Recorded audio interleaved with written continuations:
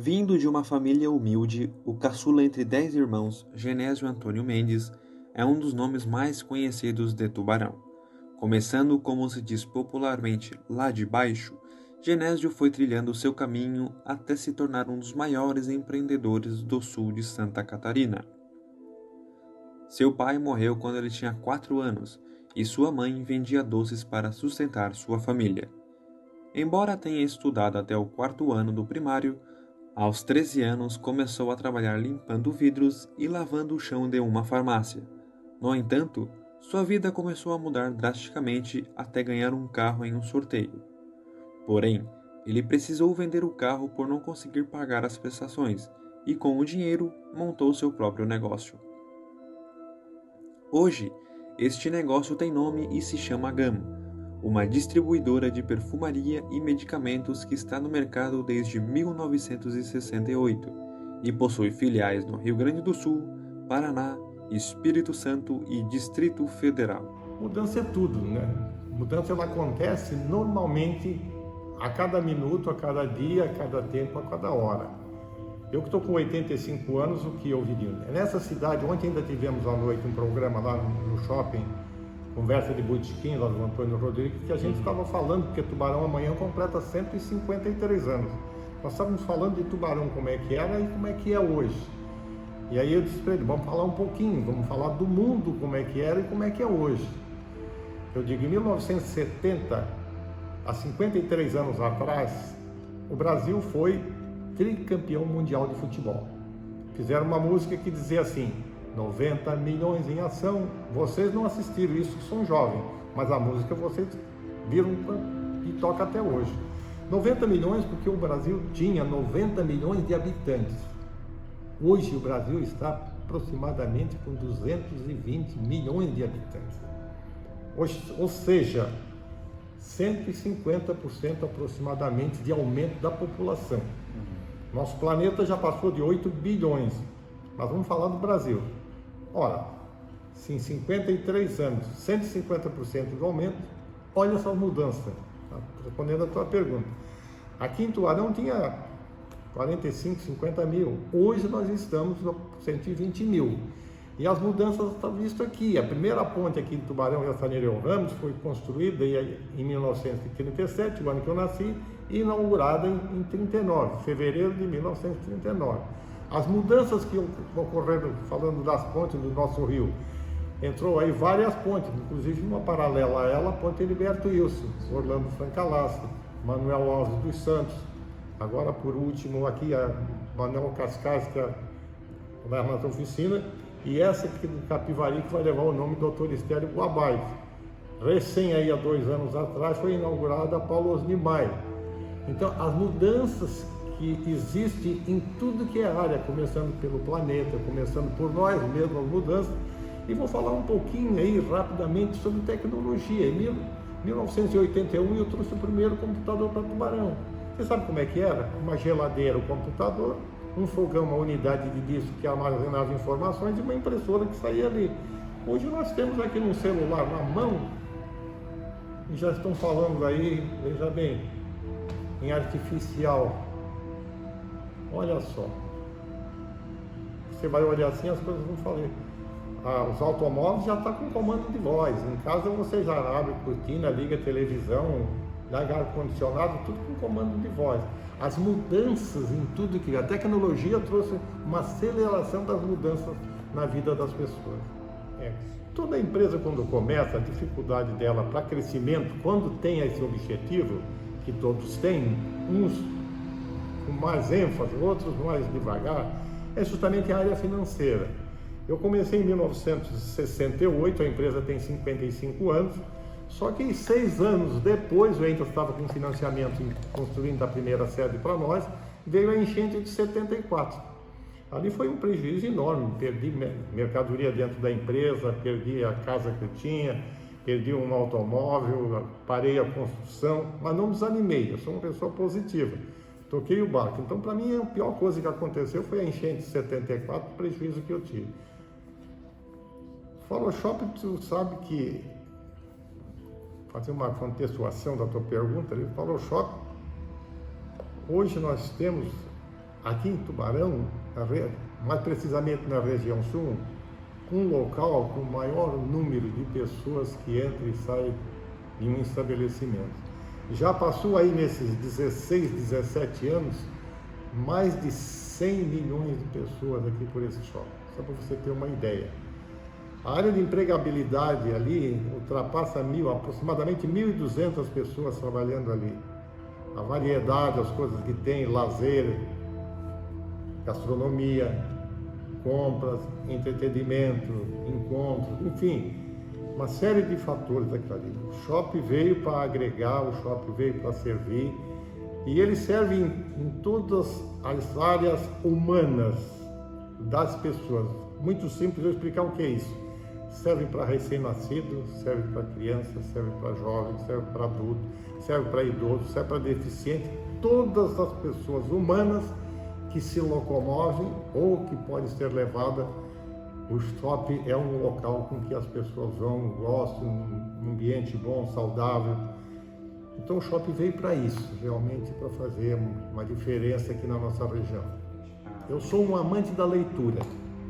Eu só tive o 4º ano primário, para você ter. Minha mãe não teve condições de me pagar um estudo a mais do que o meu 4º ano primário aqui no Grupo Sercílio Luz. Meu pai morreu, eu tinha 4 anos.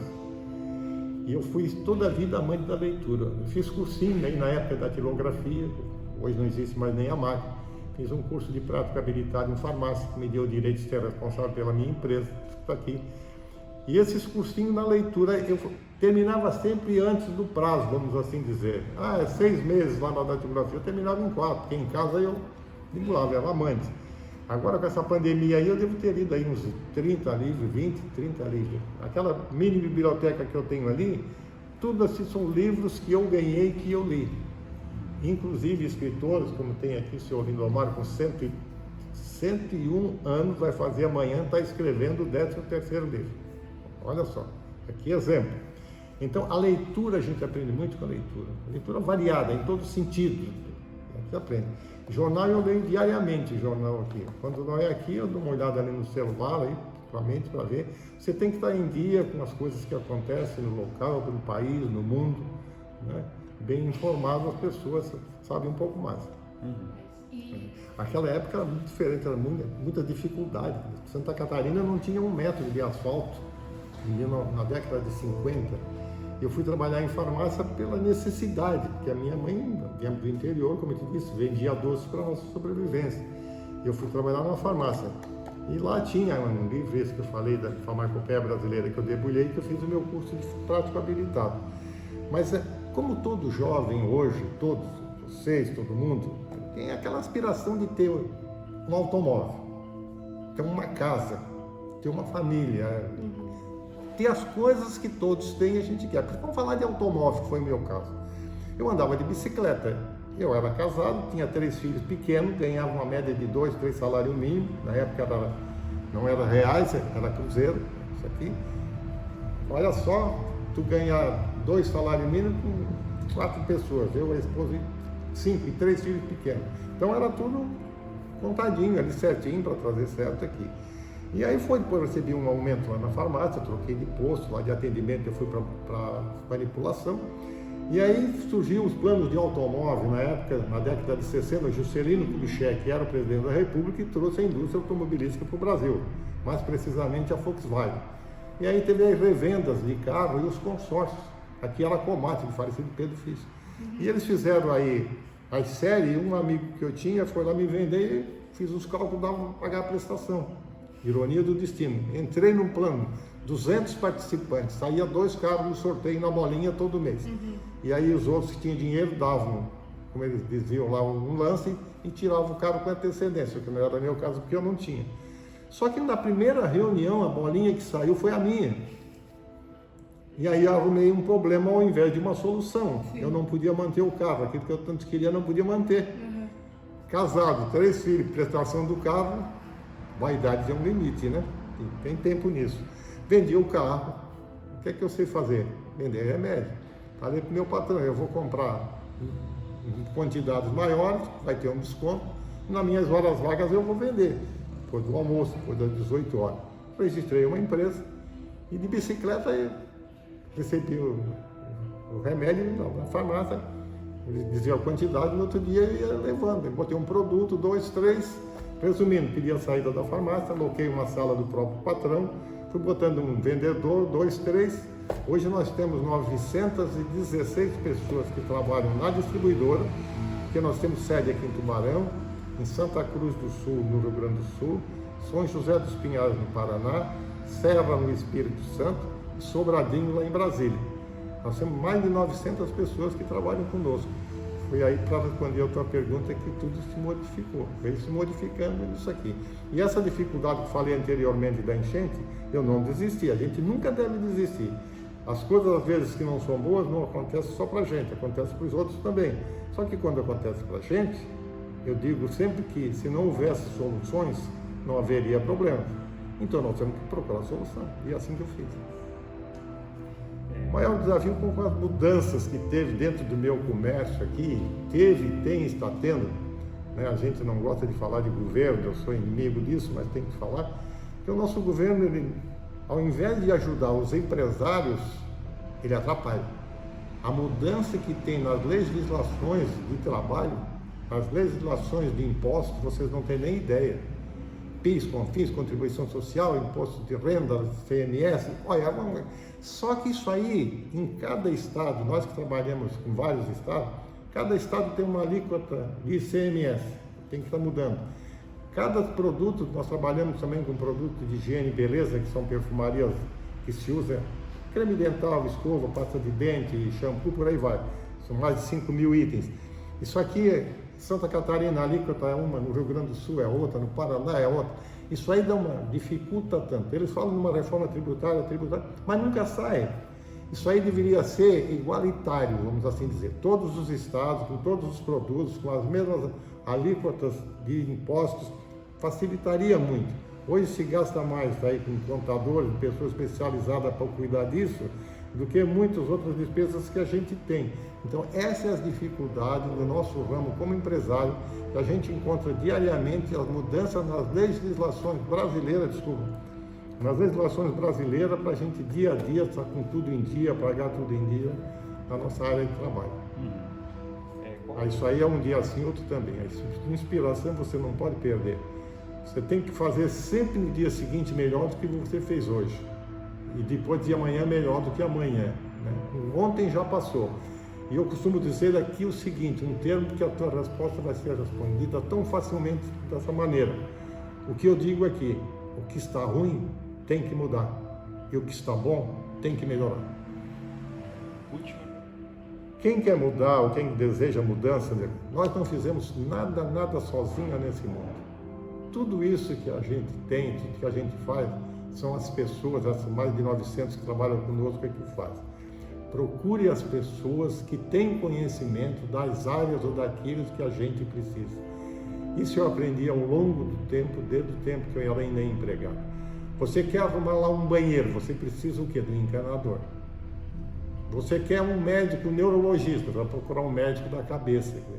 Então, na tua área, você que trabalha em comunicação, quem é as pessoas melhores que nós temos aqui na região em comunicação e tal? Vou lá bater um papo, ligar para eles. Ó. Você vai passar o teu conhecimento, mas você vai pegar o conhecimento dele. Você tem que estar entrosado com esses conhecimentos, com as pessoas. Sozinha não se faz nada, maneira nenhuma. Sempre a gente tem que ter a humildade de dizer que são as pessoas que trabalham conosco, elas que fazem a diferença. Você é o responsável, eu sou o responsável pela empresa, mas são eles que fazem. A gente participa de reuniões, trazem as ideias, colocam em prática, mas sempre procurando as pessoas. Mas, veja bem, seleciona quem você vai procurar, os melhores, aquele que você acha que realmente faz a diferença. Porque, como é a última pergunta, em cada 100 pessoas, veja bem, em cada 100 pessoas, no máximo, 5 delas vai fazer a diferença na vida das pessoas no futuro. No máximo 5. Quando chega assim? E aí a gente tem que lutar o quê? Para ser uma dessas 5. Tem que lutar para ser uma dessas 5. Eu sempre botei isso na minha cabeça. Eu fui na época, hoje não existe mais nem máquina, mas na época, se não soubesse da datilografia, você não ia para escritório, não fazia concurso para Banco do Brasil, Caixa Econômica e tal. Eu fui o primeiro colocado num grupo de 25 que se formaram em datilografia. Eu fui o segundo num grupo de 18 que se formaram em prática habilitada de farmácia. E fiquei feliz da vida por ser o segundo, porque eu estava entre os primeiros. Quando você está lá entre os primeiros, é a diferença. Então você sempre tem que caprichar para ser o melhor, mas você tem que estar entre os melhores, passando as suas informações e colhendo aquelas informações que você realmente precisa para fazer a diferença e você ser uma pessoa diferente. Veja bem, a gente nunca deve negar as raízes da gente, de onde a gente vem. Eu falei para vocês que eu vim de uma família muito humilde. Meu pai era lavrador, morreu, eu tinha 4 anos, e a minha mãe, já falei para vocês, vendia doce para vender. Não é hoje que, graças a Deus, Deus me deu uma oportunidade de eu crescer, de ter uma boa empresa, aliás, boas, tem mais de uns aqui, que eu vou me empolgar o peito e dizer que sou melhor que ninguém. Ninguém é melhor do que ninguém. Preste bem atenção para responder a tua pergunta. Tudo que nós temos, ou tudo que vamos adquirir, nós não tínhamos.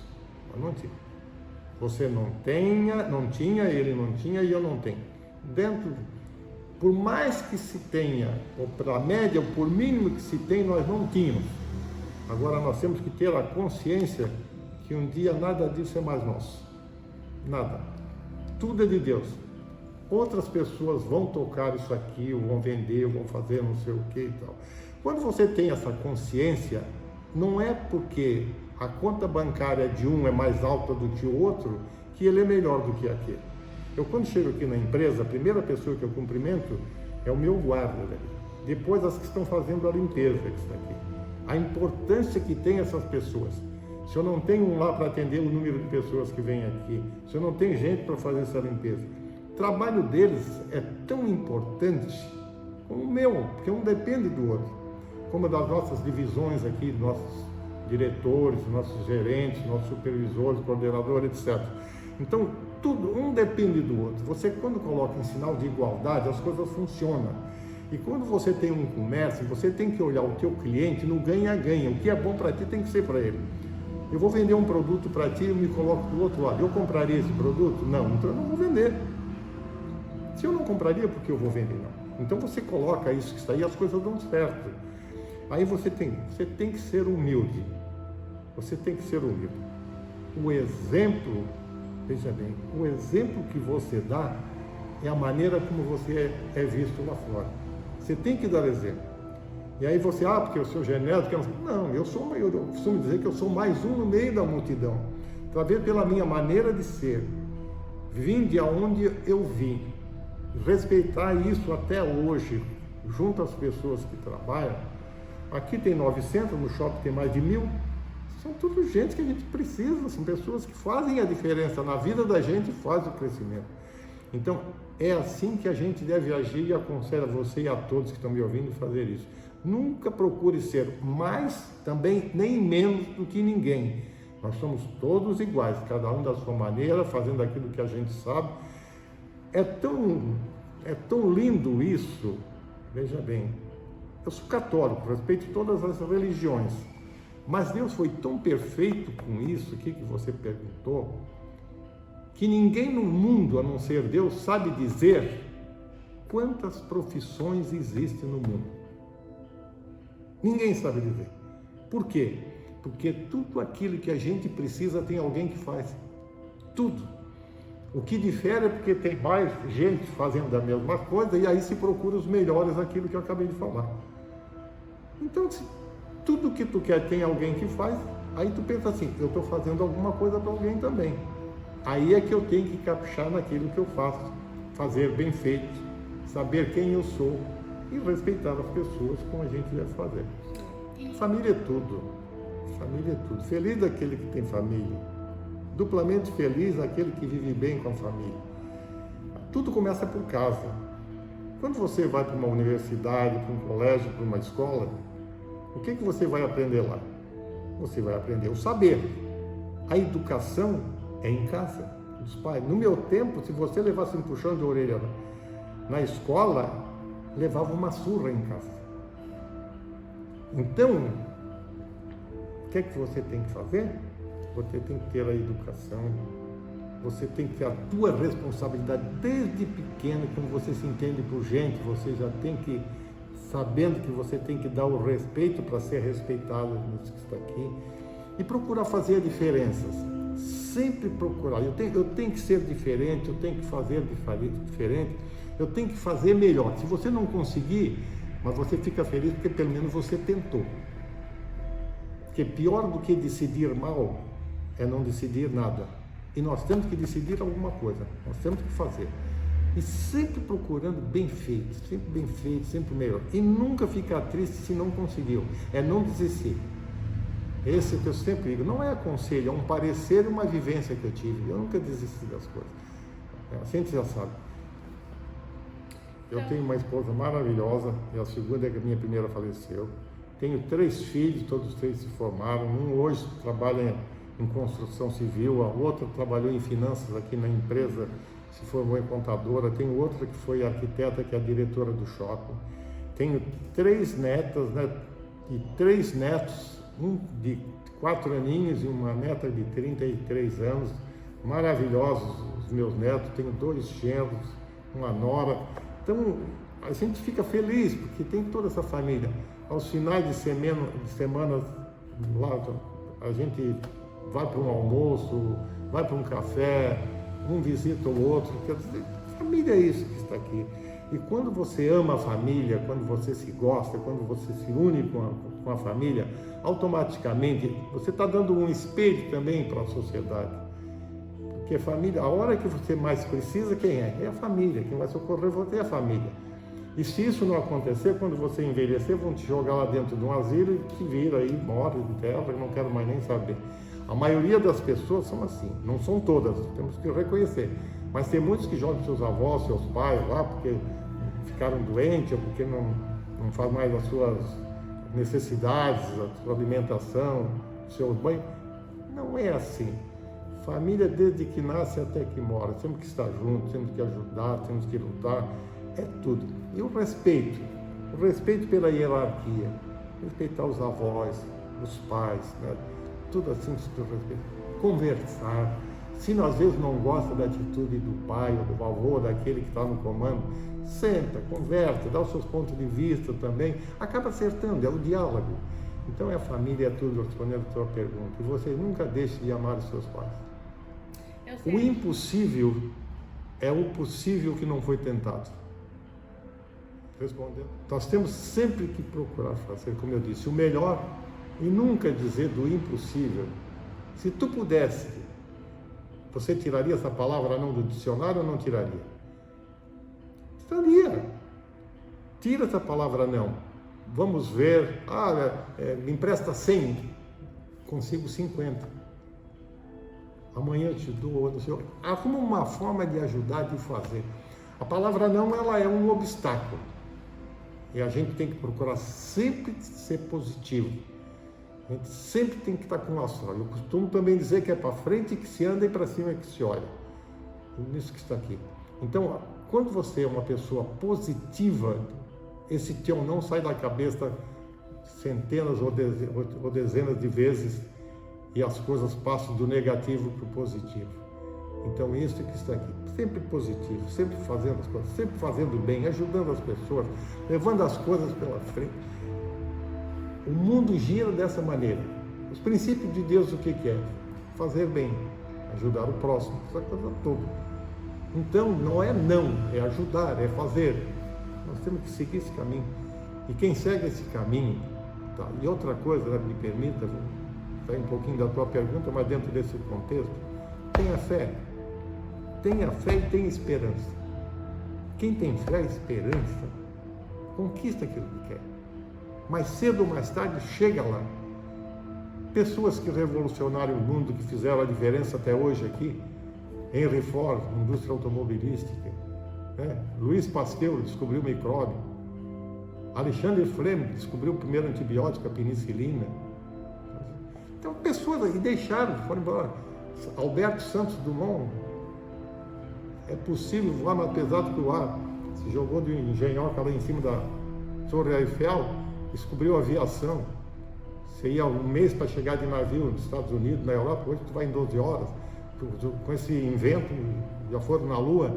Então, essas pessoas que pensam positivo, não desiste, vai. Imagina tu te jogar lá em cima de uma torre Eiffel, lá com um negócio que tu tem certeza que, tá, como cauterizou, não se sabe, mas conseguiu. Então nós temos que ser assim, se espelhar nas pessoas que fizeram a vida e estão fazendo a diferença na vida das pessoas. Crambel, que descobriu o telefone, um fio aqui, outro lá, duas coisas no ouvido um do outro lá, falou, quando falaram, ele disse, um dia, daqui uns 100 ou mais anos, a população do mundo vai estar falando e se vendo com esse nosso invento. Aí, ó, telefone na mão, você fala com as pessoas onde elas estejam, se ouvindo isso aqui. Então, esses são aqueles 5% no máximo que faz ou que vai fazer a vida das pessoas para o lado bom, para o lado positivo. Olha, eu trabalho há 27 anos aqui, acompanho ele durante esses 27 anos e conheço toda a história dele. E por conhecer a história dele, eu conheço a trajetória dele desde que eu convivo com ele. Mas o meu pai já falava da história dele antes, né? E ele tem algumas regras muito simples que são bem cuidadas, né? Por exemplo, os 5 dedos da mão, que são o que alicerça a empresa durante esse tempo todo, ele sempre foi muito firme nisso. E a empresa toda conhece isso. E por conhecer isso, a empresa executa. E ele sempre foi uma pessoa que sempre trabalhou de forma honesta, de forma organizada, todo mundo conhece isso. Ele sempre esteve preparado para as oportunidades que tem no mercado, a empresa sempre foi a cara dele. Então essa trajetória do seu Genésio, desde o começo, de ser uma pessoa bem trabalhadora, honesta, criativa, com bastante persistência, fez a empresa chegar onde ela chegou.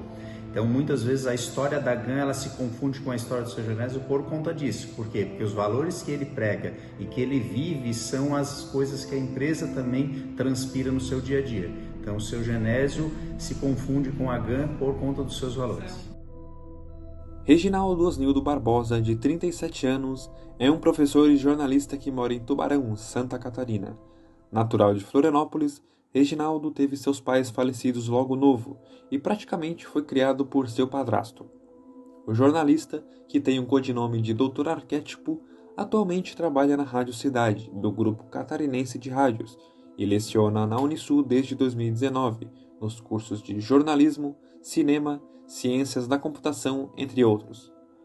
Formado em jornalismo na própria Unisul, Reginaldo Osnildo estudou de 2012 a 2015. Reginaldo é doutor em Ciências da Linguagem e pesquisador de narrativas de vendas, e também fez mestrado em Ciências da Linguagem, onde estudou o fortalecimento da imagem.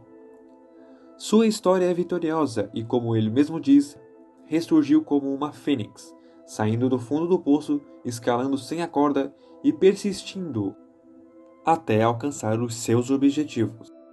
Mudança é um termo um pouco complexo, mas eu costumo atribuir, quando a gente pensa na jornada de vida das pessoas, que a mudança são consequências de escolhas que as pessoas fazem.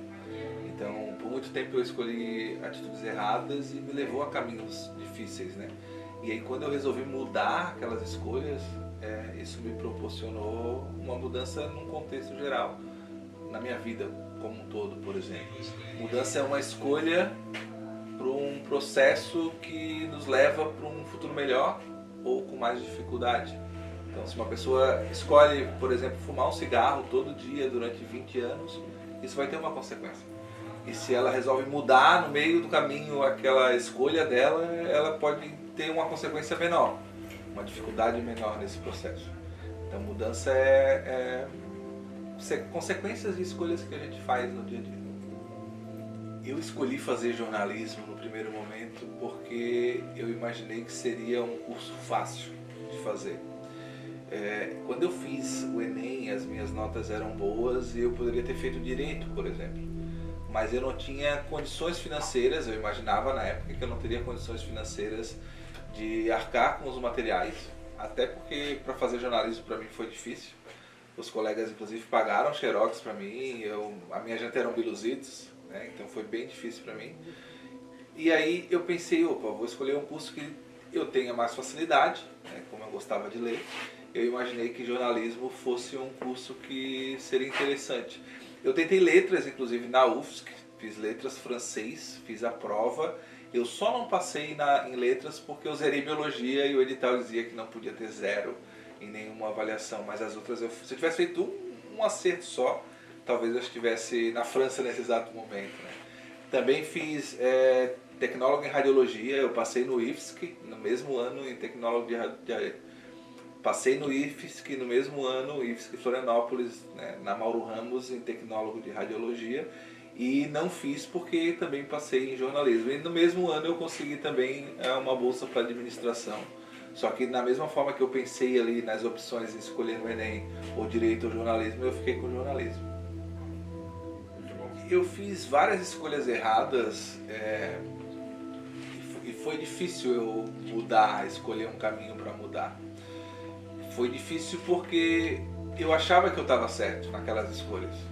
Então, por muito tempo eu usei drogas, eu andei com pessoas erradas, né?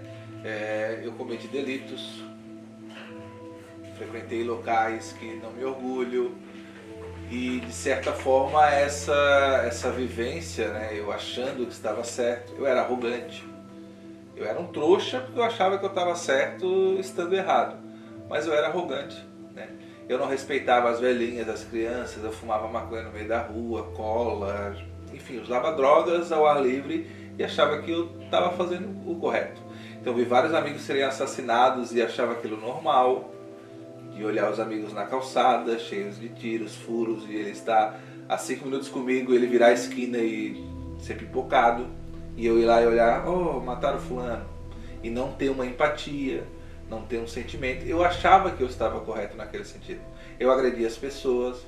Então, por muito tempo, eu fui um trouxa, achando que isso era a maneira correta de agir. Isso me levou para caminhos difíceis, né? Eu fui preso por um homicídio que eu não cometi, porque eu conhecia as pessoas que cometeram o crime, eu não podia entregar, porque se eu entregasse eu poderia ser a próxima vítima. Eram amigos, eram familiares, eram pessoas que estavam envolvidas na criminalidade que, querendo ou não, faziam parte do meu mundo naquele momento. Então eu achava que, opa, não posso entregar essas pessoas. Hoje eu faria diferente com a mentalidade que eu tenho, mas naquela época, por sobrevivência, eu mantive esse comportamento e isso me levou a ficar 2 anos e 2 meses preso por um homicídio que eu não cometi. Lá dentro da prisão, nos primeiros meses, eu ainda usava droga, porque a droga entra nas cadeias, né, não em todas, mas em algumas com maior facilidade. E o meu comportamento continuou sendo aquele. Eu continuei sendo um malandro, continuei sendo, né, aquela pessoa que usava drogas. Até que teve uma fuga num presídio público, eu fui parar numa sala, né, numa cela de segurança máxima, e ali eu entendi que, opa, tô sozinho. Só eu, uma roupa alaranjada, uma caneca de plástico, uma colher de plástico e uma escova de dente. E Deus, né? E ali eu tive uns pensamentos ruins, comecei a repensar a minha vida, já tinha ido para as audiências e já tinha voltado das audiências e tipo, tava, opa, vai dar errado. Não cometi o crime, mas vou ficando. E ali eu comecei a repensar e eu quero mudar de vida, não quero isso para mim. Só que o contexto não me permitia isso, né? Contexto até que chegou um momento que eu estava numa penitenciária que tinha uma biblioteca e aí eu comecei a incomodar os agentes prisionais e tal e voltei a ler. Voltei e à medida que eu lia, né, a minha mente ia expandindo de uma forma em que eu ia me tornando outra pessoa. Era uma forma de eu fugir da lei. Eu não tinha visitas, nem meus pais eram falecidos. Eu não tinha, o meu irmão não ia me visitar, que era o único parente próximo que eu tinha naquele momento. A moça que eu estava na época, que foi presa também preventivamente os primeiros dias, depois foi solta, ela me abandonou no trajeto e entendo isso, né? Porque tudo indicava que eu seria condenado, mesmo não tendo cometido o crime. E eu fui ficando sozinho. E à medida que eu lia aquele livro, a minha mente ia ampliando e eu começava a olhar ao redor e olhava para os presos e via assim, o preso do lado queria ir para a rua e matar o cara que entregou ele. O outro queria continuar o assalto que não deu certo. O outro queria voltar para a área dele e dominar o bairro porque a gangue rival dominou o tráfico. E aí eu olhava, opa, não é o que eu quero para mim, essas pessoas estão completamente iludidas. E foi ali que aos pouquinhos eu fui colocando na minha cabeça, escrevendo nas estrelas, que eu ia mudar a minha vida. Foi ali que eu escrevi nas paredes da cela, uma cela de 2 metros, 3 metros por 2, por 1,5, eu escrevia nas paredes versículos da Bíblia. E eu ficava no pouco espaço que eu tinha para caminhar, mentalizando aqueles versículos. E aquilo foi de alguma forma sendo incorporado ao meu pensamento, até que eu fui absolvido, né? Condenaram a pessoa pelo homicídio, eu fui solto e ali tudo mudou. Ali realmente eu coloquei em prática aquilo que eu já tinha decidido, que eu ia ser outra pessoa. Eu era um trouxa, eu agredi muitas pessoas, inclusive uma das pessoas que eu agredi, né, que é o pai do meu meio-irmão, foi o que me estendeu a mão. Então eu fui solto, fui absolvido, a polícia me deixou na estrada. Hoje onde eles me deixaram é o Continente Shopping, fica na Grande Florianópolis, e dali eu caminhei com poucos cadernos embaixo do braço, a roupa do corpo. Eu caminhei sem saber para onde eu ia. E naquele sem saber para onde ir, a primeira pessoa que me veio à mente foi o pai do meu meio-irmão. Essa pessoa que, quando ele não queria que eu visitasse o meu irmão, eu achava que ele estava errado. Eu não entendia que eu não era uma boa companhia para o meu irmão. E eu o agredi por isso. Hoje eu me arrependo, pedi perdão para ele. E naquele momento em que eu pedi para ele um auxílio, ele estendeu a mão para mim. A gente se abraçou, chorou junto. E por escolha nossa, eu saí da Grande Florianópolis e fui morar em Garopaba, na casa de um tio. Ele tinha uma casinha lá isolada, no Siriú, e eu vim para cá. Quando eu vim para cá, eu não contei para as pessoas que eu tinha sido preso. Só quem sabia era o meu tio, a minha tia, né, os vizinhos, bairro, cidade pequena, o pessoal fofoca. E aí ali em Garopaba não, as pessoas não sabiam. Então eu fui mostrando essa minha outra face, uma pessoa que era diferente. Eu fui fazendo novas amizades, eu fui criando oportunidades. Eu voltei a estudar, eu fiz o Enem, fiquei 1 ano estudando para o Enem, para passar na prova. E deu certo. Eu entrei na graduação, eu fiz 2 anos na graduação até eu conseguir a publicação do meu livro. Foi quando eu tive o estalo e eu vou ter que contar para as pessoas. E aí foi onde eu contei para as pessoas esse meu outro lado. E as pessoas não acreditam, muitas delas não acreditam que eu estive preso, que eu era uma pessoa ruim. E aí as pessoas que eu visito meu irmão frequentemente, as pessoas não acreditam lá que eu mudei, que eu sou outra pessoa. Então é complexo, né? O mais legal, que mexeu muito comigo, não foi nem a reação da minha esposa, foi mais a reação da minha enteada, né? Eu conheci a minha esposa em 26 de novembro de 2011. Eu já tinha feito a prova do Enem, eu era açougueiro, eu trabalhava no mercado em Garopaba, ela frequentava esse mercado, ela comprava lá comigo e a gente trocou olhares e trocou telefones e tudo mais e se conheceu. Eu fiquei algumas vezes com ela e eu decidi, olha, eu vou ter que contar, né? Aí eu contei toda a minha história para ela e ela disse, ó, vou contar para minha filha, né, ver qual é a reação. Ela tinha uma menina na época de 12 anos e ela contou essa história e a minha enteada falou o seguinte para minha esposa: todo mundo merece uma segunda chance. E isso me marcou assim, porque falei que eu não ia chorar. Isso me marcou porque é verdade. Todo mundo merece uma segunda chance. Então, hoje eu dou palestras. Recentemente eu estive numa palestra local aqui no Rotary, conversando com crianças, explicando isso. Já ministrei palestras em clínicas de recuperação para ver se as pessoas enxergam que talvez a maior dificuldade seja isso. Olhar para si e reconhecer que está errado. A partir do momento que eu reconheci, estou vacilando, sou um trouxa, sou um burro, sou um ignorante, sou um arrogante, né, e eu preciso da ajuda das pessoas, a minha vida ela foi transformada. Porque eu decidi que, se eu estou errado, eu preciso aprender. E o maior erro nosso hoje é achar que a gente sabe tudo. Que a gente consegue tudo sozinho, que não depende das outras pessoas, né?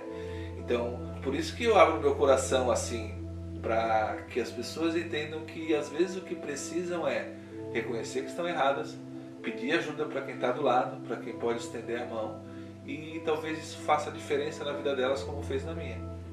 Nas palestras, né, eu dou palestra em escolas também, e eu costumo dizer para os jovens, né, se eu quero um trouxa sair de dentro de uma cadeia, fiz jornalismo, fiz mestrado, doutorado, hoje, querendo ou não, eu sou um profissional reconhecido, né, eu tenho a minha família estruturada já.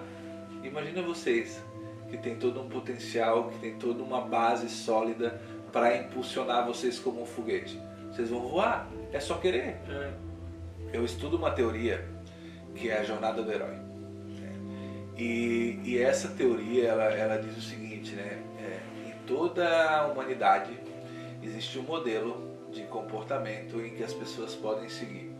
Esse modelo de comportamento é aceitar um chamado, aceitar os desafios que esse chamado traz e encontrar aliados, resolver os problemas e mirar no que quer almejar, no elixir, né? Naquilo que está lá no final.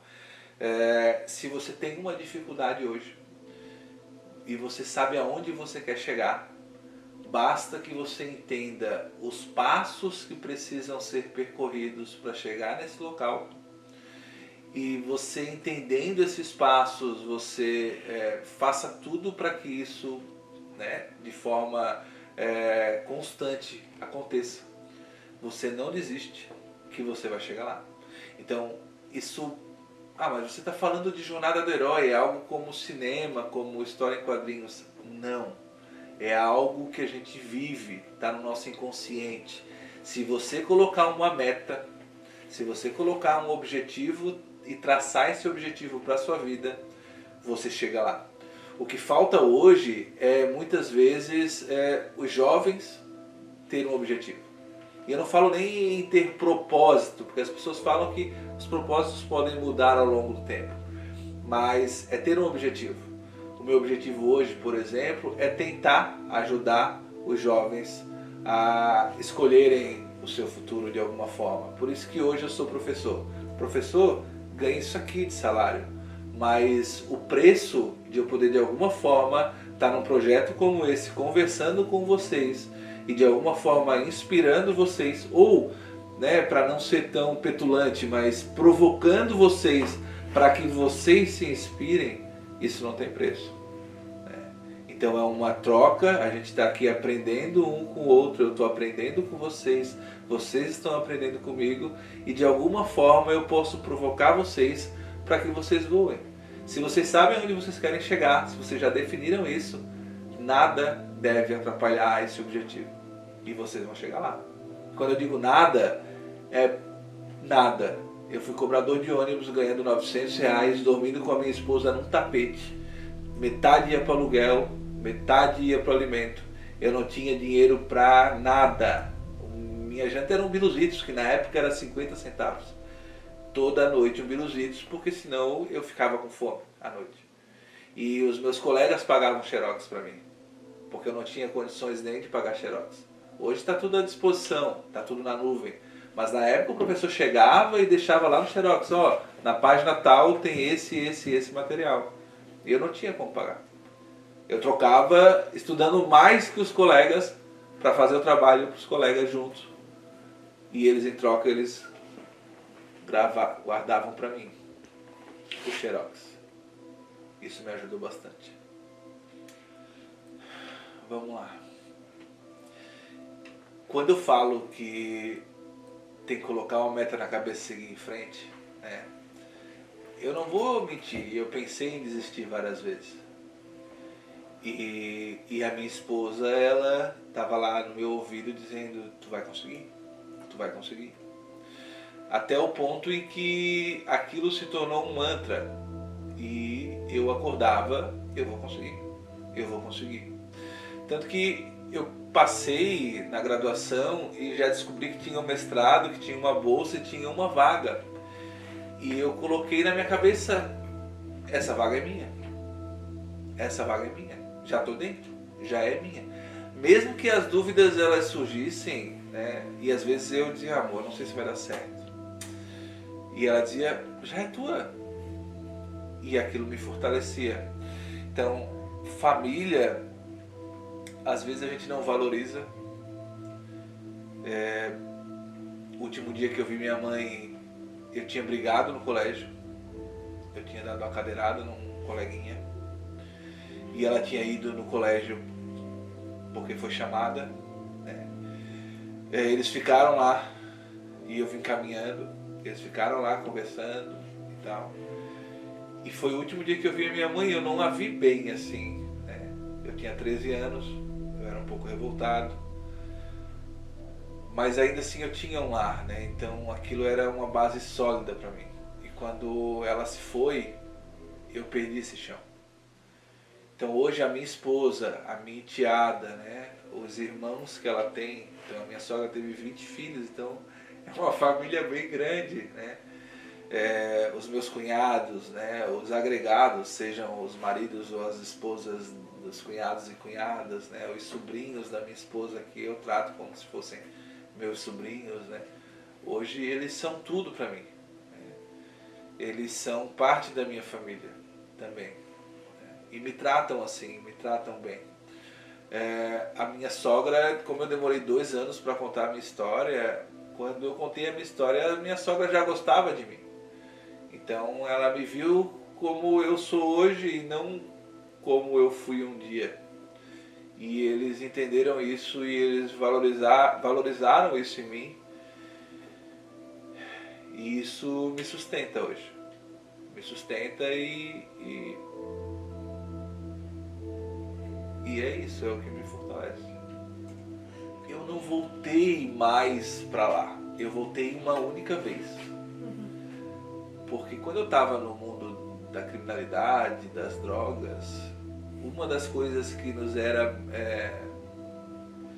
que era quase como uma festa quando algum conhecido saía da cadeia. E aí todo mundo, como é que é lá? Como é que tá lá? A gente ia questionar, né? Quase fazer uma entrevista. E eu queria sentir aquilo, eu queria que as pessoas... Opa, o Reginaldo saiu. Então nessa trajetória eu tive lá em uma única oportunidade. Eu estou roncando. Nessa trajetória eu tive lá em uma única oportunidade e quando eu fui lá, eles me receberam com um pedaço de maconha. Ó, pra ti se adiantar.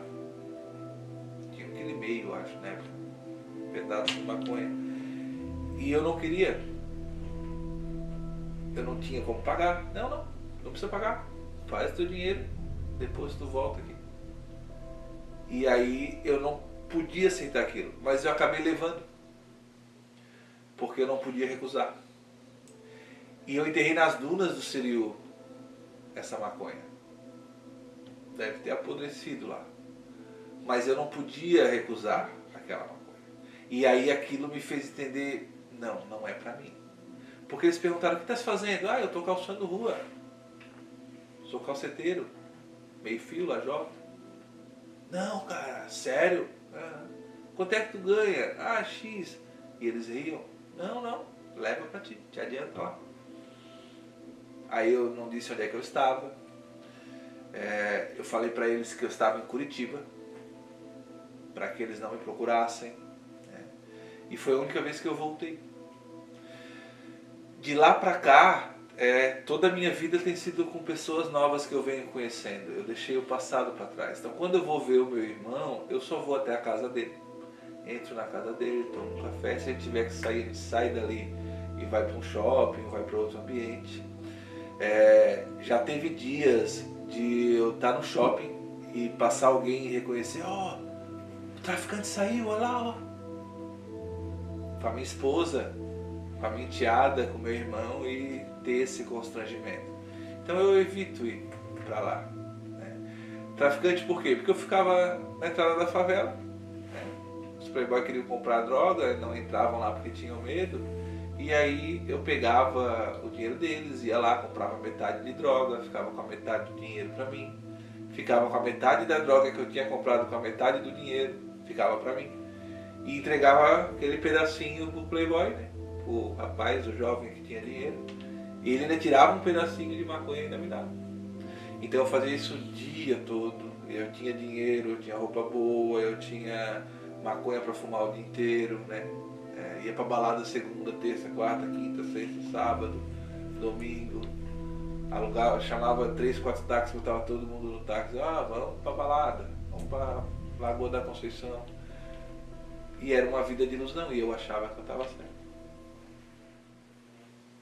O livro que eu escrevi, ele tinha um objetivo, que era trazer as pessoas que estão fora da prisão para vivenciar a realidade da prisão. Então, quando eu estava preso e eu li biografias, por exemplo, eu li biografia da Ingrid Bergman, eu li apostilas da Anglo, eu li literatura, eu li várias coisas. Poxa, cara, ele não parou, tá bem, tá trabalhando em São Paulo, né, fez cursos e mais cursos, e ele evoluiu e eu parei no tempo. Isso foi essa surpresa. E quando eu estava lá dentro, isso martelou na minha cabeça. Eu parei no tempo. Parei no tempo. E aí foi onde eu vou voltar a estudar. Coloquei isso na cabeça. E o mais interessante é que eu estava açougueiro, né, em Garopaba. E aí tinha um rapaz que era meu amigo ali, que ele pesava as frutas e as verduras na feirinha ali do mercado. E 4, 5 anos depois que eu já tinha terminado o meu jornalismo, que eu já estava começando a fazer o mestrado já, eu encontrei ele num posto de combustível e ele continuava no mesmo lugar, pesando as frutas e as verduras. Então eu olhei para ele e tive um flashback assim, quando eu vi o meu amigo bem, eu parei no tempo. Hoje eu estou bem e o meu amigo parou no tempo. Então, por isso que eu falo que é só questão de escolha. É só questão de você realmente escolher para onde você quer ir. Eu quero ser astronauta. Talvez seja mais difícil você ser astronauta, mas não é impossível. Eu quero ser jogador de futebol. Deixou passar o tempo? Paciência. Qual é a alternativa? Né? Tem que ter um plano B. Eu, por exemplo, eu quero ganhar o Nobel de Literatura. Vou ganhar? Não agora, porque não estou preparado. Não fui amadurecido o suficiente para ter um texto que me permita ganhar o Nobel de Literatura. Mas está nos meus planos para o futuro. Está nos meus planos para o futuro ganhar o Nobel de Literatura. Talvez um dia vocês ouçam e eu conquistei isso. Ou não, mas eu não vou desistir. Vou morrer tentando. Voltamos para o livro, né?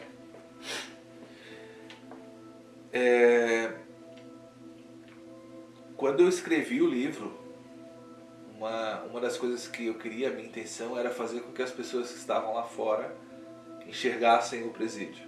Porque a cada livro que eu lia, a minha mente saía.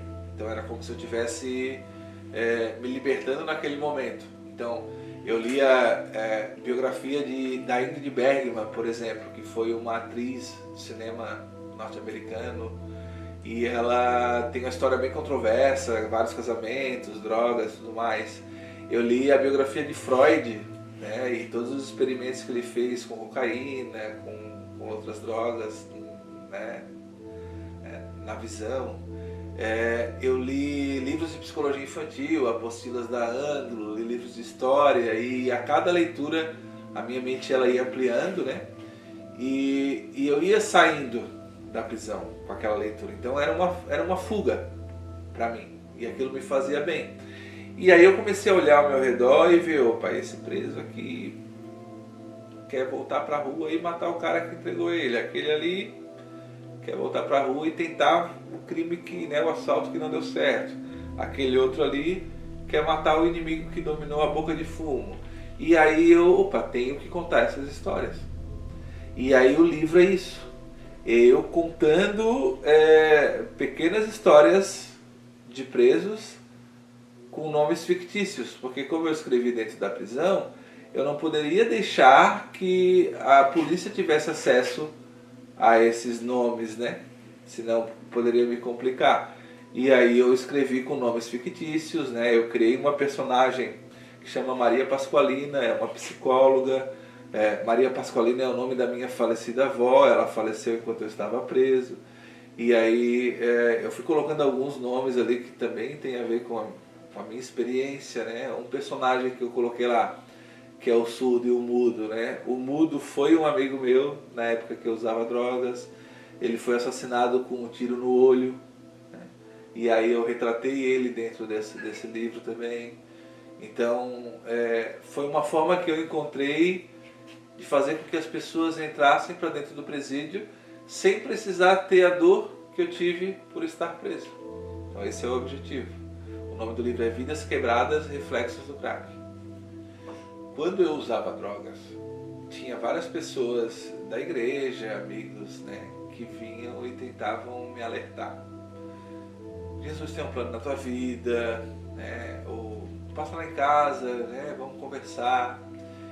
E eu não queria isso. Primeiro que eu achava que eles estavam me zoando, que eles estavam sendo preconceituosos, ou eu ironizava eles. É muito difícil enquanto a pessoa não entender que ela tem um problema. Se o jovem, a jovem, o jovem, né, homem, mulher, não perceber, opa, peraí, eu estou fazendo uma escolha errada, não importa quem está de fora. É uma escolha individual, é uma jornada.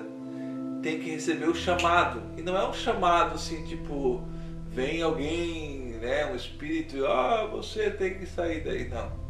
É um chamado interno, né? É a pessoa reconhecer os próprios erros, reconhecer que está fazendo bobagem, entender que está fazendo bobagem não só para ela, mas para outras pessoas também, está fazendo a família sofrer.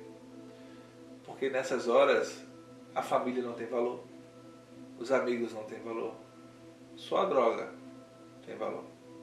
Então, enquanto a pessoa não perceber isso, não tem escapatória.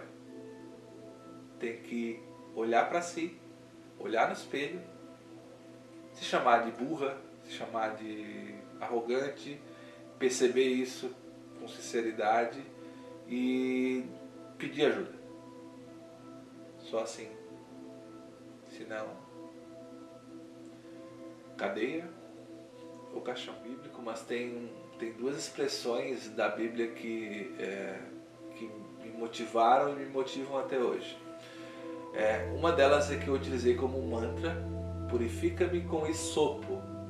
Isopo era uma planta que era utilizada para purificar em rituais de purificação, de espantar os maus, né? Então eu clamava isso dia, de tarde, de noite, de manhã, de tarde, de noite. E é bíblico isso: purifica-me com isopo. E uma segunda eu não lembro o provérbio, mas eu acho que é 37, versículo 5, que é: adquire sabedoria, adquire conhecimento, com tudo que tu tiver de riqueza, que eu vou te exaltar. É mais ou menos assim o versículo, eu não lembro bem, mas o que ficou na minha memória é: adquire sabedoria, adquire conhecimento. Este é Mário Abel Bressan Júnior. Aos seus 46 anos, Mário é publicitário e professor de jornalismo.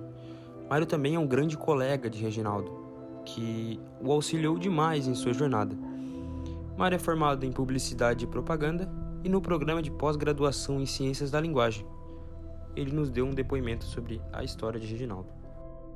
Essa mudança é inspiradora, assim, é sensacional, né? Quando eu tive o prazer de conhecer o Regi como aluno no primeiro semestre de jornalismo, a gente não sabia, né, dessa história dele. Sabíamos que ele trabalhava como cobrador de ônibus e que ficava desde a madrugada trabalhando e que corridamente ele iria para a universidade à noite. E desde aí já era um exemplo assim a ser seguido, porque a gente percebia nele uma dedicação muito grande para os estudos. E depois de 1 ano e meio, mais ou menos, que a gente veio a saber dessa história que ele nos contou, e a gente ficou muito emocionado. Quando ele contou para mim, eu fiquei muito emocionado junto com ele.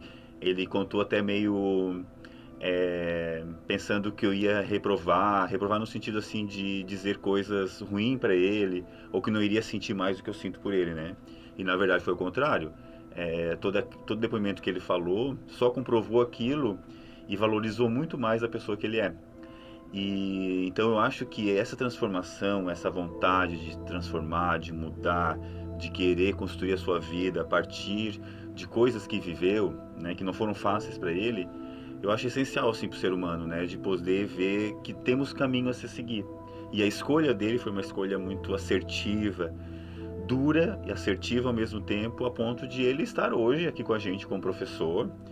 E depois da graduação ele foi fazer o mestrado, ele fez o doutorado, foi meu orientador, me orientando, né, de doutorado. Então eu vejo assim uma pessoa gigantesca em termos de superação, força de vontade, mudança, e que temos que olhar para isso e se inspirar a partir disso também. Assim, né, todo professor vê no seu aluno uma pessoa ali que quer aprender, que quer seguir na vida, que quer alcançar voos altos. E o Reginaldo, eu sempre disse para ele não iria parar por ali, na graduação. Durante o curso a gente já percebia isso, que ele não ia parar por ali, porque ele estava muito além, sempre querendo mais e mais. E aí a gente foi se conhecendo e ele foi mostrando esse caminho todo, né? E aí depois, quando ele passou no mestrado, eu disse, poxa, é isso mesmo, está confirmado aquilo que a gente imaginava, né? Pela força de vontade dele, de mudança. E aí terminou o mestrado, logo foi para o doutorado. Aí caiu nas minhas mãos essa possibilidade, esse presente de orientá-lo. E eu tenho ele como um amigão, assim, como um parceiro. Ele me chama até hoje de professor, mas ele é um parceiro meu, né? A gente troca, a gente divide disciplinas, a gente divide assuntos, a gente pesquisa coisas juntos, a gente debate situações aí que são no nosso dia como docente. Então, para mim, é um prazer imenso, imenso tê-lo como colega de profissão, como professor e como amigo também, uma pessoa que eu sei que eu posso contar, e assim como ele pode contar comigo. Nascido em 7 de outubro de 1962, Hildo Silva da Silva, de 60 anos, é um jornalista formado pela PUC do Rio Grande do Sul, com especializações na área jornalística. Também é pós-graduado em Metodologia do Ensino Superior e Jornalismo para Editores. Amplamente conhecido no estado de Santa Catarina e também no Rio Grande do Sul, de onde é natural da cidade de Viamão, Hildo possui 9 irmãos e vem de uma família humilde. Seu pai era operador rural e funcionário de uma escola pública, enquanto sua mãe era costureira. Mesmo fazendo curso de pecuária e podendo ser agrônomo ou veterinário, Hildo sempre quis fazer jornalismo. E logo em seu primeiro vestibular, ele foi aprovado, onde começou na Unicinos e terminou na PUC, em Porto Alegre, em 1985. Pai de um jornalista que teve aula com ele na Unisul de Tubarão e de um fisioterapeuta, Hildo possui 2 netos, um menino com 1 ano e meio e uma neta com 2 meses. Até mesmo uma de suas noras teve aula com ele, e hoje é publicitária. A vida de Hildo resgata seu passado, não sendo apenas um jornalista, mas também sendo um técnico agrícola, possuindo um sítio onde produz mel e leite. Como mencionado anteriormente, Hildo foi professor do curso de jornalismo na Unisul e esteve envolvido também na coordenação do curso. Com experiências no país como na RBS, TV Manchete, Diário Catarinense e na Unisul TV, hoje UniTV. Ele também fez a cobertura das eleições dos presidentes Fernando Henrique Cardoso, Fernando Collor de Mello e Luiz Inácio Lula da Silva, e até mesmo da promulgação da Constituinte em 1988. Hildo também viajou para a Argentina, Uruguai e Canadá para fazer reportagens. Atualmente, Hildo é o diretor-geral da UniTV de Tubarão, que está no ar desde 2006, e leva para a região muito conteúdo atrativo e de notícias. Mudança é vida. A vida é um movimento. A vida é uma eterna mudança. Eu preciso apostar no meu potencial, nos meus ideais e que a vida me leve onde seja necessário para que eu alcance aquilo que eu busco. Então, mudança é vida, vida é movimento. Desde muito jovem, eu identifiquei no jornalismo uma oportunidade de carreira, uma possibilidade de carreira. Acompanhando veículos de comunicação à época, há muitos anos, veículos impressos, veículos como televisão, o rádio, a internet estava longe de existir. O cinema, que tinha aquela oportunidade do cinema 100 que havia no início dos filmes, então tudo isso sempre me chamou muito a atenção. E eu desejei trabalhar e construir a minha carreira nesse contexto. A minha família, o meu pai era funcionário público do estado do Rio Grande do Sul, então a gente mudava muito. Morava em uma cidade, morava em outra, morava em um município, morava numa região do município, em outra região. Ele, como servidor, ele era realocado constantemente em diversas localidades. E isso nos fez aprender a gostar da mudança. Então, criar raízes. Eu ouvi muito que pedra que muito rola não cria limo. Quem é que disse que a gente precisa ter limo, né? É preciso ser lustroso, é preciso estar limpo, cristalino, e aí não precisa não rolar. É interessante que haja esse fluxo, esse contrafluxo, essa movimentação toda, para que a vida tenha um pouco mais de sentido e muito mais graça. Desde muito jovem, como te disse, eu gostaria de ter sido jornalista. Eu acho que 12 anos, 13 anos, foi quando eu me encontrei com a profissão e desejei fazer jornalismo. Por contingência do destino, o meu primeiro vestibular foi para medicina veterinária. Eu fazia um curso técnico na escola onde eu era interno, meu pai trabalhava como operário rural e eu morava dentro da escola. A gente tinha a nossa casa dentro da área do colégio. E eu fiz esse curso, que era o curso que se apresentava sem custo para sair, para estudar, não tinha viagens nenhuma. E aí eu tentei vestibular para veterinária em Santa Maria, no Rio Grande do Sul, um curso concorridíssimo, não fui aprovado, acho que levei mais livre do que deveria, acabei não sendo aprovado, para minha sorte, e aí no segundo concurso vestibular que eu fiz, numa universidade no Rio Grande do Sul, a Unicinos, no Vale dos Sinos, e aí eu pretendi ser jornalista, fui aprovado e comecei o curso de jornalismo em 1981 na Unicinos. Em seguida, fui transferido por solicitação para a PUC, em Porto Alegre, ficava mais próximo de casa. Eu residia em outro eixo rodoviário em relação a São Leopoldo. Eu morava em Viamão com meus pais. E aí consegui a transferência para a PUC e rapidamente me integrei e cursei e finalizei a faculdade de jornalismo. A televisão que a universidade conquistou, e desde 1979 a Fundação Unisul buscava a concessão de um canal de televisão, era uma televisão educativa. O Brasil tem 4 modelos de televisão. A televisão educativa, que é o nosso caso, é o caso da TV Cultura de São Paulo, é o caso da TV Nacional de Brasília, a TVE do Rio de Janeiro, por exemplo. A TV comercial, todos nós conhecemos as redes comerciais, Globo, SBT, Bandeirantes, Rede TV e outras, né?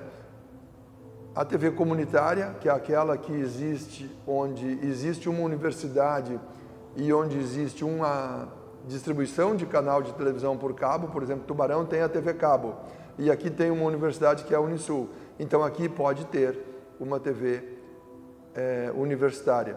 E a TV comunitária, que é aquela que é muito pequena a abrangência e acaba não tendo licenças de canais comunitários, mas esses são os 4 formatos.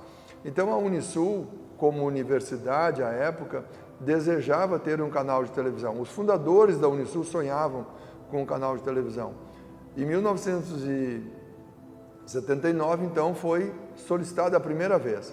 Em 2003, o governo federal concedeu o canal de televisão educativo de Tubarão para a Fundação Unisul, para a universidade, em 2003. Eu entrei na casa em 2004 e fui chamado para conhecer o projeto, para trabalhar nesse projeto. Como eu já tinha uma trajetória de grandes veículos de comunicação e nos últimos anos, lá em 2003, 2004, muitas emissoras de televisão. Eu trabalhei na TV Manchete, na TV Bandeirantes, no SBT, trabalhei na TV Nacional, então eu trabalhei na Rede OM Brasil, então eu trabalhei em diversos veículos importantes e poderosos da comunicação televisiva do Brasil. E aí, como vim trabalhar em 2004 na universidade e faltava pouco tempo para que a concessão fosse exercida, então a universidade assinou um contrato e tinha que em 3 anos colocar no ar a televisão. Eu fui chamado na condição de professor, estava professor da universidade, onde entrei em agosto de 2004. Eu comecei a discutir e a projetar o canal de televisão sob solicitação dos dirigentes da área de comunicação da reitoria da universidade. Fiz um projeto, estudei, viajei a São Paulo, Porto Alegre, diversos estados e diversas emissoras, incluindo Brasília, diversas emissoras de televisão que revisitei agora com o objetivo de construir um projeto de um canal de televisão para a cidade de Tubarão, a ser mantido pela Fundação Unisul à época.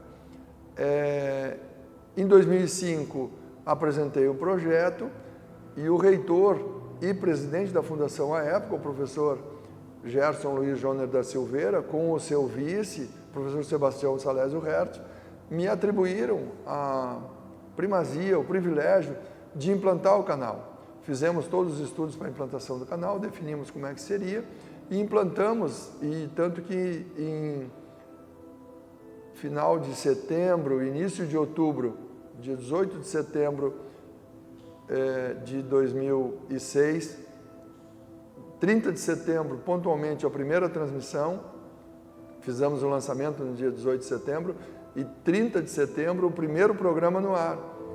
E no dia 1º de outubro estreamos com tudo, ao vivo, na cobertura das eleições daquele ano de 2006, eleição para governador, para senador, para deputado estadual e federal. Naquele momento, a gente começou a consolidação da história da Unisul TV. Dali para cá, aprimorando os projetos, aprimorando os conceitos, incluímos vários conceitos na produção jornalística. Um deles é que o repórter é responsável desde a pauta até a entrega do produto, porque na configuração da profissão de jornalista diz que o jornalista é aquele profissional capaz de preparar e apresentar o seu conteúdo jornalístico. Então, nós fizemos isso, fizemos inovações muito grandes aqui. A televisão, naquela época, funcionava em 2006 com câmeras que precisariam de um VT, ou acopladas, a camcorder chama, ou um VT separado. E nós trouxemos a inovação da câmera com um HD externo. Então, os nossos equipamentos foram sensação na região por muito tempo. O cinegrafista é o mesmo motorista. As equipes que giravam em torno de 5, 6 pessoas nas emissoras de televisão, aqui no nosso processo, ele tem 2 pessoas, é o repórter e o cinegrafista. Isso deu agilidade ao processo, isso deu maturidade a todos nós e garantiu a melhor cobertura, porque nós conseguimos multiplicar e ter mais informação com um número talvez reduzido de profissionais no mercado, circulando na cidade. Nós chegamos a ter 5 equipes de jornalismo. Essas equipes todas trazendo uma série de reportagens a cada dia, nós conseguimos produzir aqui com muita inovação, com mudança no modo de fazer jornalismo, um bom jornalismo.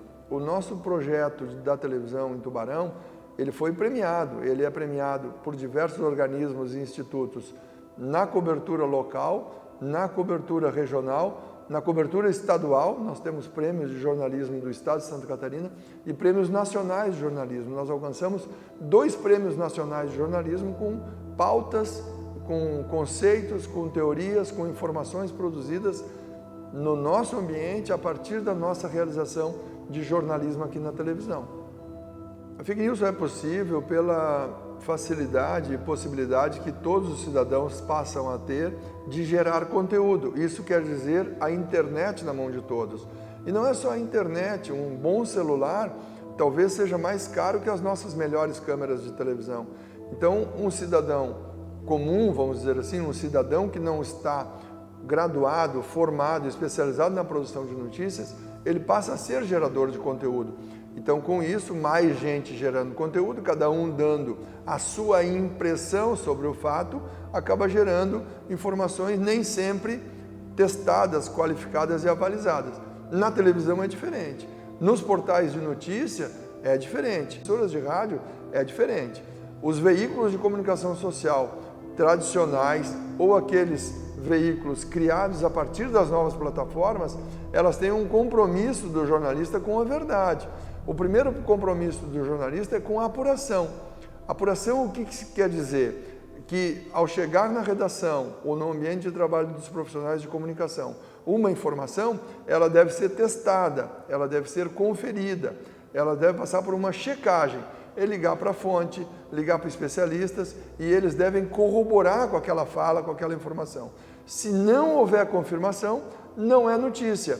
Fake news, e no bom português, é mentira. Mentira.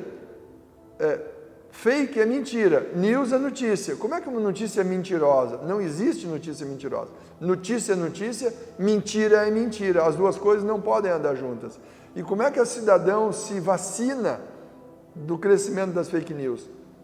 Obtendo informações nos veículos qualificados, que têm profissionais graduados, profissionais qualificados e profissionais que fazem do jornalismo a sua missão diária, o seu projeto de vida. A estes profissionais é que devemos dar o respeito e a garantia daquilo que está sendo divulgado, que tem a checagem na origem. Aí se combate fake news. A experiência ilumina a cabeça, né? Veja, eu sou um cara careca por causa da idade, por causa do trabalho, então liga a luz aqui, a minha cabeça fica brilhosa ou brilhante, como eu costumo dizer. Eu tive o privilégio de passar por muitos eventos, muitos e grandiosos eventos na política nacional. Um deles foi a eleição e posse do presidente Fernando Collor. Outro deles foi a eleição do presidente Lula. Outro deles foi a promulgação da Constituição. O último dia do mandato do presidente Sarney, que foi o último dos presidentes eleitos de forma indireta na República do Brasil. Lá em 88, o presidente Sarney, em 89, entrega o cargo, ele que foi eleito pelo Colégio Eleitoral, pelo Congresso Nacional. Então, a promulgação da Constituição em 88, que definiu o futuro do Brasil e o nosso futuro como cidadãos brasileiros, a promulgação da Constituição no dia 5 de outubro de 88 foi algo que me marcou muito, foi extraordinário ver o Dr. Ulisses Guimarães segurando a Constituição brasileira, defendendo o que ele chamou de Constituição cidadã e que nós vemos hoje que dá muitos direitos e a gente acha que ainda precisa ter um pouco mais de deveres. Nós brasileiros queremos só os direitos. Então, a Constituição cidadã tem um pouco disso, foi feita logo depois do regime totalitário, do regime militar, que era um regime de exceção. Então, a promulgação da Constituição, o último dia do presidente Sarney, as eleições presidenciais de 89, onde o presidente Collor foi eleito, a posse do presidente Collor, a cassação do presidente Collor em setembro de 1991, todos esses eventos foram muito marcantes. A Constituição, a construção da Unisul TV, hoje UniTV aqui em Tubarão, também foi para mim um momento esplendoroso, muito marcante. O momento de dar aula sobre jornalismo, para mim foi uma experiência enriquecedora. Vejo como muda, né? Eu fui professor, sou professor, trabalhei numa grande cobertura, trabalhei na construção de um canal de televisão. Então, essa é a vida, essa é a profissão. E aí o bacana é essa mudança, essa transformação e onde se chega hoje. Sou um jornalista com 60 anos, comecei com 19, 20, 21 nas funções de apoio e suporte ao jornalismo de uma grande emissora do Rio Grande do Sul, que foi em Porto Alegre, a TV Gaúcha. Trabalhei também como coordenador de jornalismo nas emissoras de Joinville e Blumenau, aqui em Santa Catarina, e dirigi a redação, fui chefe de redação, não diretor de redação, mas chefe de redação do Diário Catarinense, onde eu propunha reportagens que pudessem vir à capa do jornal, fugindo dos temas nacionais e abordando temas locais. Eu coordenei por bastante tempo a equipe de jornalistas do interior do estado, incluindo aqui Tubarão, onde tinha uma repórter aqui em Tubarão, uma moça em Araranguá, repórteres por todas as cidades mais importantes do estado de Santa Catarina. Eu coordenava, pautava, recebia as reportagens, ajudava nos textos e entregava para a redação para que fosse feita a manchete pelo diretor de redação e o jornal fosse para a rua no dia seguinte com grandes notícias, notícias pensadas de interesse da comunidade.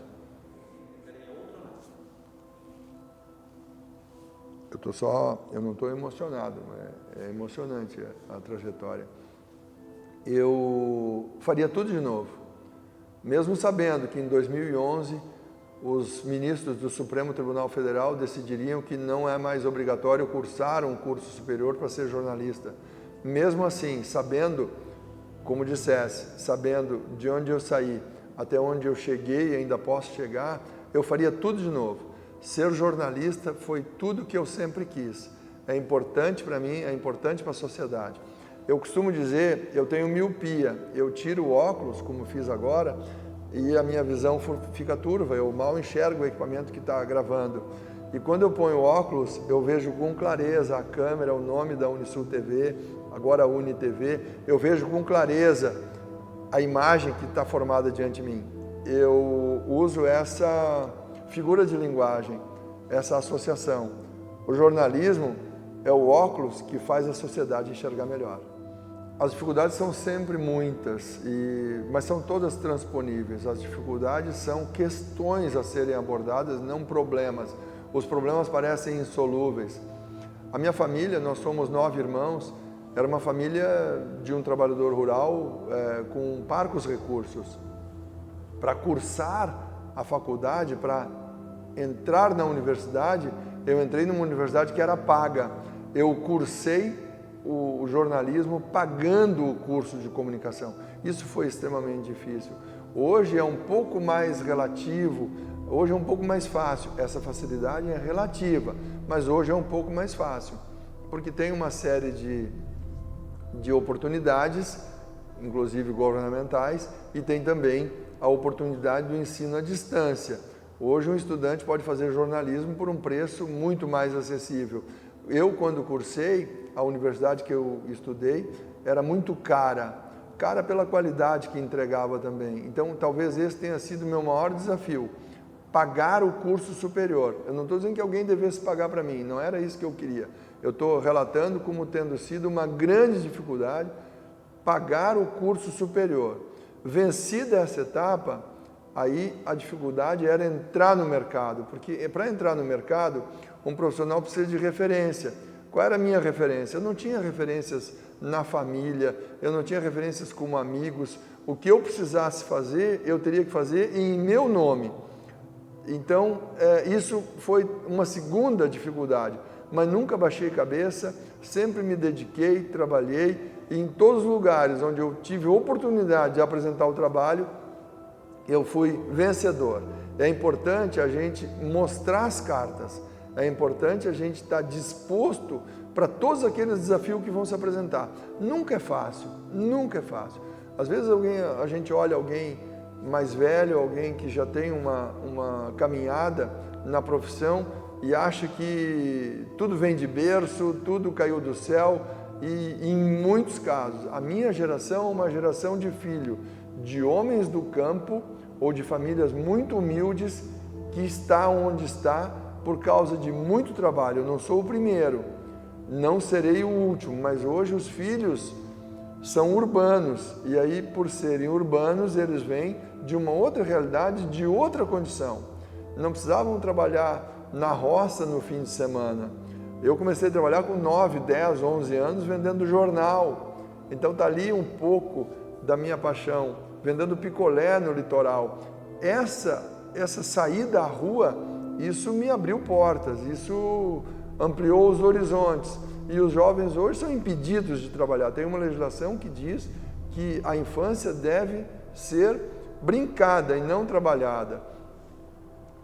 Outra questão, é outro debate, mas de qualquer forma é uma mudança que houve no dia a dia do brasileiro, e a Constituição tem responsabilidade sobre esse tema, a mudança, a transformação, para que o jovem não seja explorado, né? Para que aquele menino ele não seja explorado. Com isso, as dificuldades existem para serem enfrentadas. Tive uma dificuldade financeira para bancar os estudos e depois tive a dificuldade de entrar no mercado de trabalho. A partir do momento que se entra no mercado de trabalho, inclusive tive o passe, tive a minha vaga de profissional, a minha experiência sendo disputada por veículos de comunicação, o que muito me orgulha. Inclusive depois que vi a Tubarão, eu fui chamado para voltar a Brasília por 4 ou 5 vezes, nenhuma delas eu quis voltar, fiz questão de manter a posição e de ficar onde estou. Aí passa a ser opção. Num determinado momento é preciso aceitar o convite para poder melhorar a renda, para poder melhorar a condição de trabalho e todo o que vem junto com a condição de trabalho, que é a família, os filhos, a esposa, os amigos, o ambiente de convivência. Hoje na televisão, 3 pessoas foram estudantes e tiveram aula comigo, mas passaram por aqui outros grandes profissionais também que foram nossos alunos, meus alunos e alunos dos meus colegas professores.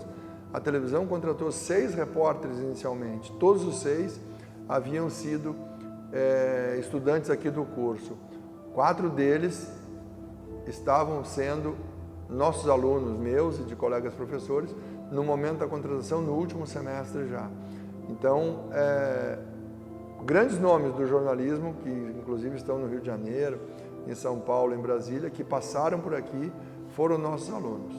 Para mudança é preciso coragem. Eu saí de Porto Alegre, onde vivi a minha vida inteira, do lado dos meus pais. Eu já era casado e tinha aos 24 anos e tinha um menino com 3 anos. É preciso coragem.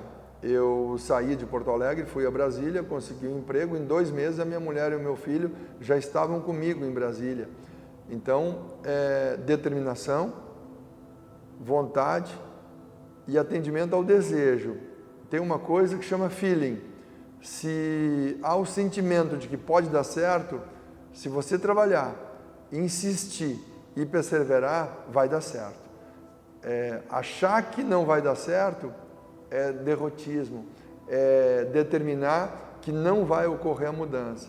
Veja, no tempo que eu falei aqui, quantas mudanças eu pontuei, citei: mudança de emprego, mudança de cidade, mudança de funções dentro do jornalismo, mudança inclusive de práticas jornalísticas. Da melhor para melhor ainda, eu avalio as práticas jornalísticas que a gente atua atualmente.